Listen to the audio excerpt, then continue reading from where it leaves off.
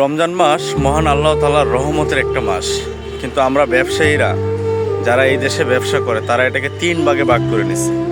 আপনি একটু খেয়াল করলেই দেখবেন প্রথম 10 দিন হলো খেজুর আর হলো লেবুর প্রথম 10 দিন তারা ইচ্ছা মতো মানুষকে ঠকাচ্ছে।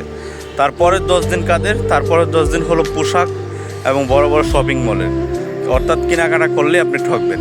তারপরের 10 দিন শুরু হবে আবার পরিবহন ব্যবসায়ীদের। লাস্টের 10 দিন এমন ঠকায় মানুষকে, দেখবেন যে 500 টাকার ভাড়া 1500 টাকা হয়ে গেছে।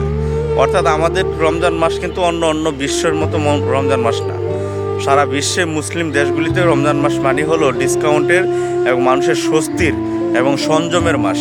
আর আমাদের দেশে এই মাসে সবচেয়ে বেশি প্রফিট করা হয়, এই মাসে সবচেয়ে বেশি টাকা উপার্জন করা হয়। এটাকে উপার্জনের একটা মাধ্যম হিসেবে ধরে নিয়ে আছে।